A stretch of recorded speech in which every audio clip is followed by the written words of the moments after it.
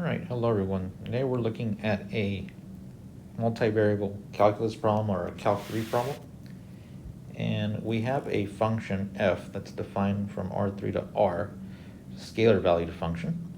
And it's defined as f of x, y, z equals x squared times tangent inverse of xy minus cosine of yz squared. And we have another function g that goes from R2 to R3. So two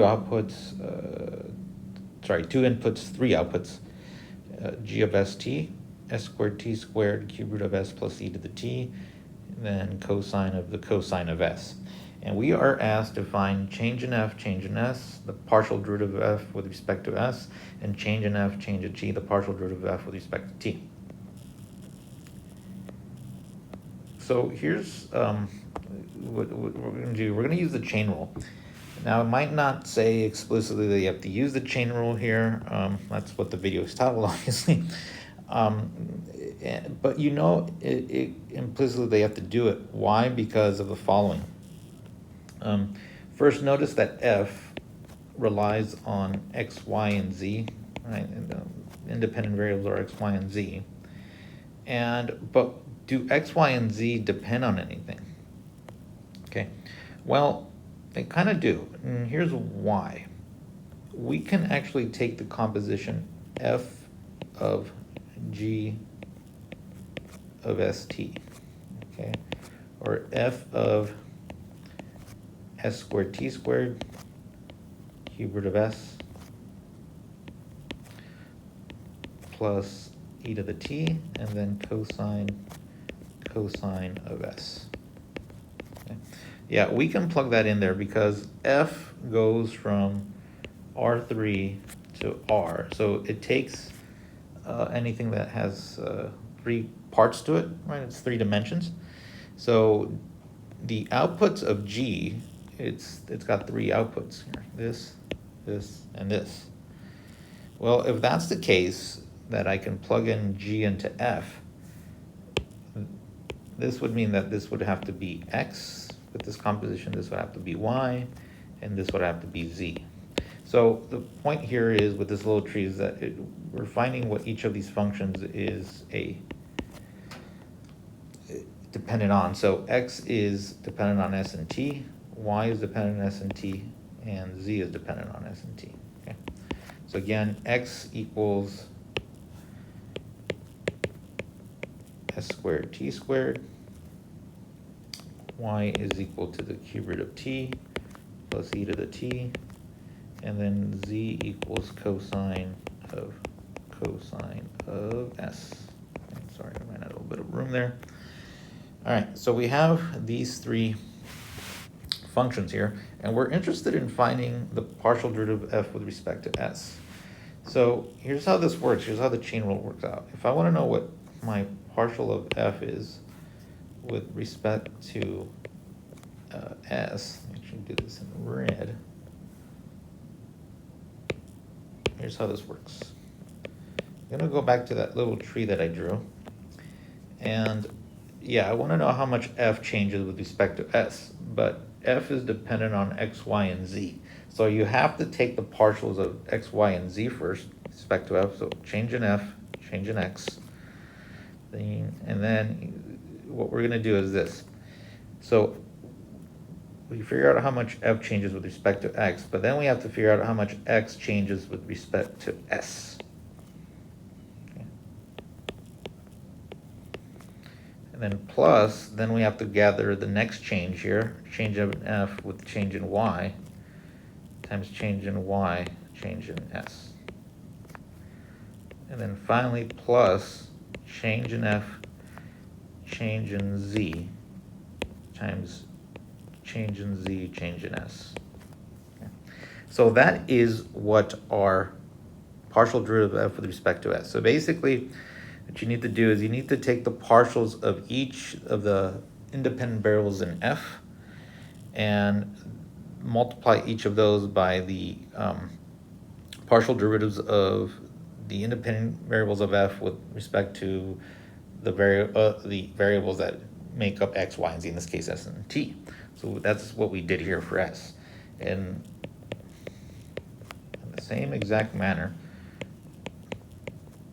we're going to do the same thing for t, and that'd be change in f, change in x, times change in x, change in t, plus change in f, change in y, change in y, change in t, and then plus change in f, change in z, times change in z, change in t.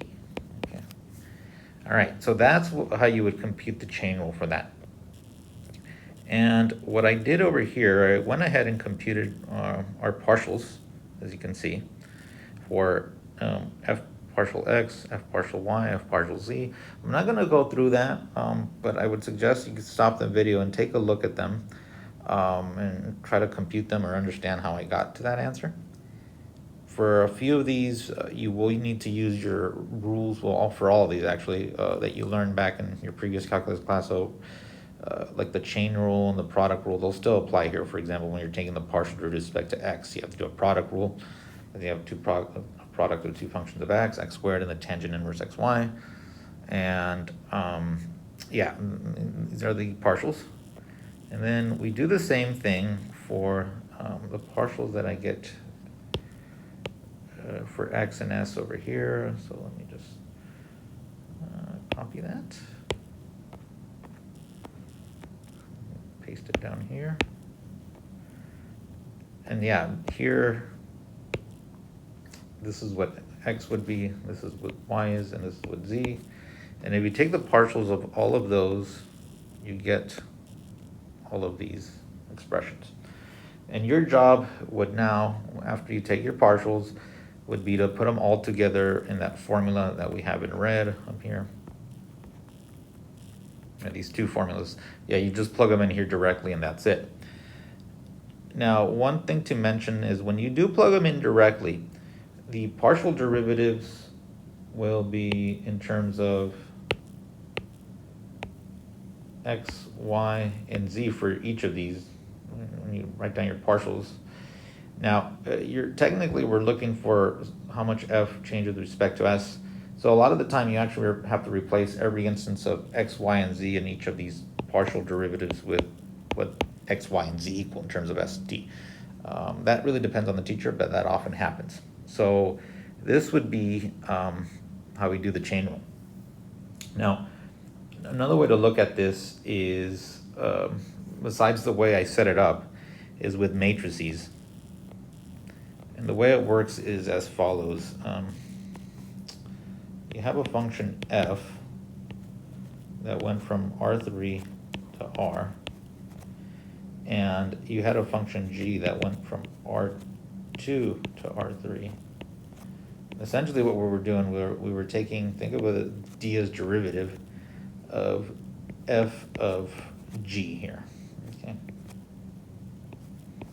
And I'm thinking it more right now in terms of the chain rule. And the chain rule in Calc 1, to be specific, your first calculus class, they said that it's the derivative of the outside function. So let's think of it as df composed with the inside times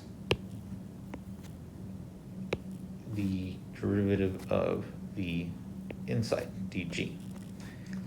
And another way of writing this is that with matrices, the df part, the way that works is like this. You're going to go ahead and take each row, so in general, each row in these matrices, df, dg, or whatever you want to call them, will consist of some number of rows, some number of columns. The number of rows stands for the number of functions you have.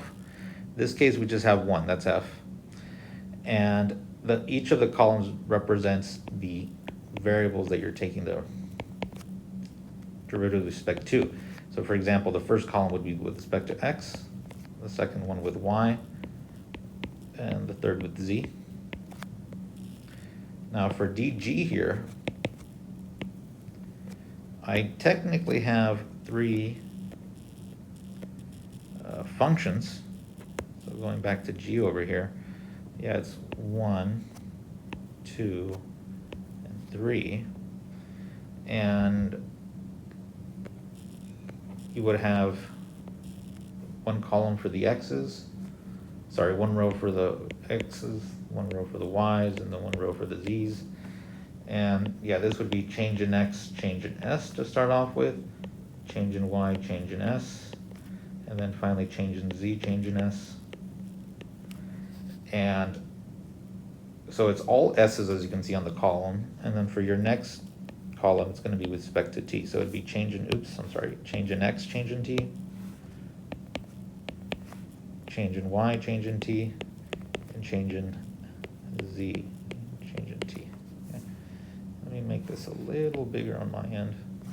The brackets looks a little nicer. And your task here would just to be to multiply these two matrices together. You do want to go ahead and plug this information in, all the partials that you got a second ago. That's what you would be plugging in into each of these matrices. So copy this one and then copy that one and paste that. And yeah, we would have something along these lines right here. Let me just erase this stuff. And there we go. And that would be your answer. And with matrices, this has the size of this matrix is 1 row by 3 columns. In this matrix, the other one is 3 rows by 2 columns. And you can do the multiplication here because you have the same number of columns in the first matrix, the same number of rows in the second. So your result out of this is going to be a 1 by 2. And that result